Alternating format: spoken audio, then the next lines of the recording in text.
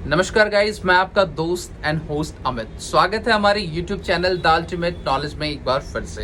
Thank you so much guys कि आप हमारी वीडियो को तहे दिल से बहुत पसंद कर रहे हो। इस चीज़ के लिए तहे दिल से आप लोगों का शुक्रिया। गाइस, जैसे कि आपने थंबनेल में अंदाज़ा लगा ही लिया होगा कि आज हम किस एक इम्पोर्टेंट टॉपिक पर आप लोगों के साथ जो है डिस्कस करने वाले हैं, और ये बहुत ही ज़रूरी टॉपिक है। इस वीडियो को प्लीज़ आप बिल्कुल मिस मत करना और बिल्कुल स्किप मत करना। बहुत ही ज़्यादा फायदेमंद ये वीडियो आप लोगों के लिए होने वाला है। तो चलिए गाइज, अपनी वीडियो को हम लोग शुरू करते हैं बिना वेस्टिंग और टाइम।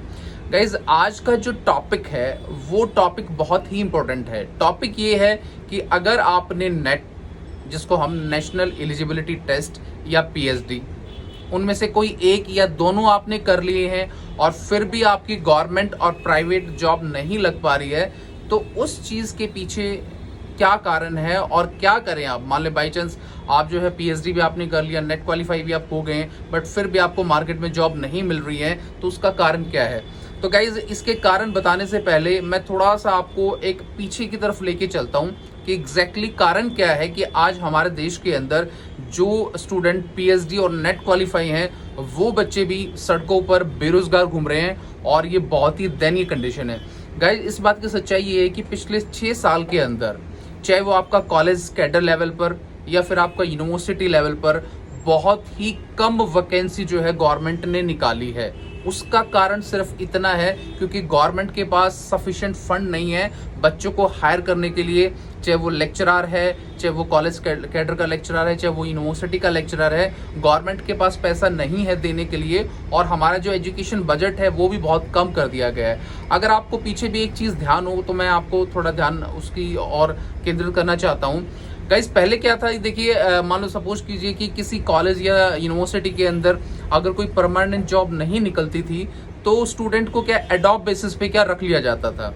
आपको जानकर बहुत हैरानी होगी कि पिछले 3-4 साल के अंदर जो एडॉप का जो सिस्टम था, एडॉप के बेसिस पे क्या थी कि जो बच्चे थे वो कॉलेज या यूनिवर्सिटी के अंदर इंटरनली प्रमोट भी हो सकते थे एज ए परमानेंट लेक्चरर या फिर कॉलेज कैडर के जो लेक्चरर थे।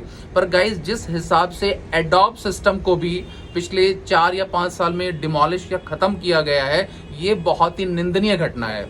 दूसरी चीज क्या है गाइज, मान लो सपोज करो, ये तो आपको पता है कि मैंने आपको ये चीज बता दी कि भाई ये प्रॉब्लम है। दूसरा क्या है कि गवर्नमेंट क्या है, अब एडॉप सिस्टम, क्योंकि एडॉप बेसिस पर अगर किसी बच्चों को वो लगाते हैं तो कुछ टाइम बाद उनको क्या परमानेंट करना भी पड़ता है, और वहां पर बच्चे के ऑप्शन होते भी हैं जॉब को अपनी सिक्योर करने के लिए परमानेंटली। बट गाइज, अब क्या है, कॉलेज और यूनिवर्सिटी के अंदर जितने भी हमारे एक्स जो लेक्चरर हैं, पहले तो उनको ही रिटायरमेंट के बाद दोबारा से लगा लिया जाता है। समझ रहे हैं मेरी बात आप।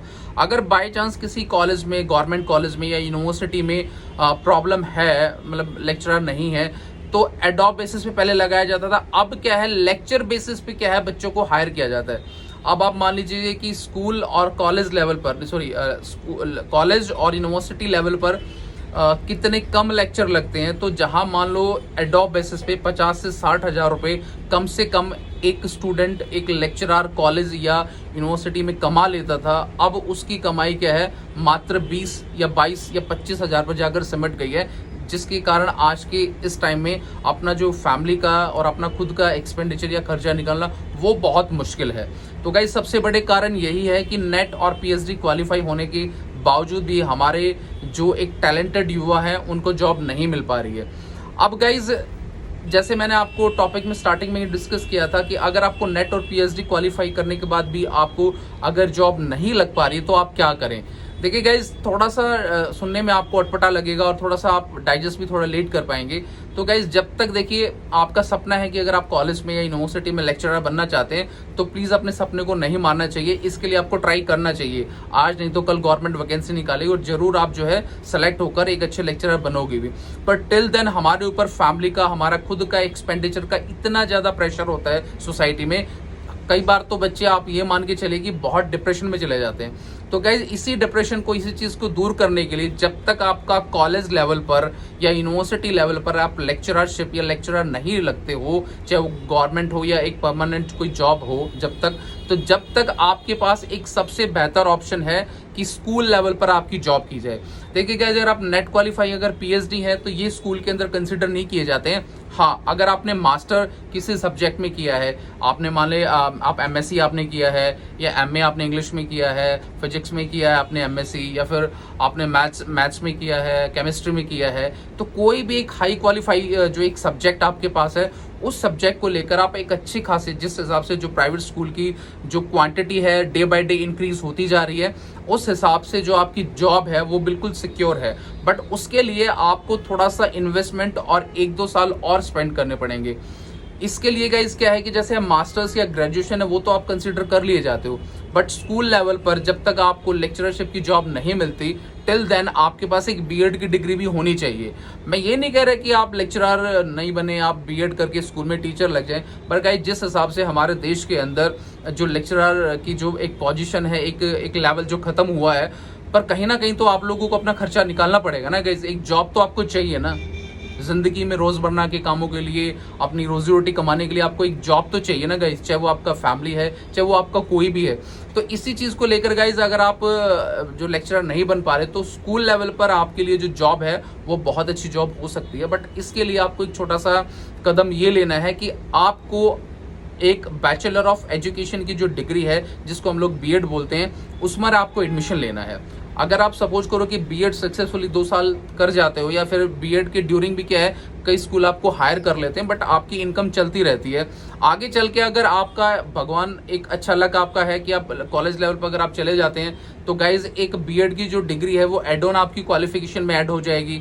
अगर नहीं आपको कोई प्रॉब्लम आ रही, तो गाइज जो स्कूल की जॉब है बीएड करने के बाद वो तो आपकी कंटिन्यू चलेगी ना, क्योंकि आपको रोजमर्रा के काम भी अपने कंप्लीट करने हैं, अपनी फैमिली को भी रन करना है। तो गाइज जिन बच्चों को पीएचडी और नेट क्वालिफाई करने के बाद भी जॉब नहीं लग पा रही, तो उनके लिए सबसे बेस्ट ऑप्शन मेरी नजर में बैचलर ऑफ एजुकेशन है। उनको एक एडिशनल डिग्री कर लेनी चाहिए। तो गाइज बहुत सारी देश के अंदर यूनिवर्सिटी है जो बैचलर ऑफ एजुकेशन को कोर्सेज को कराती है।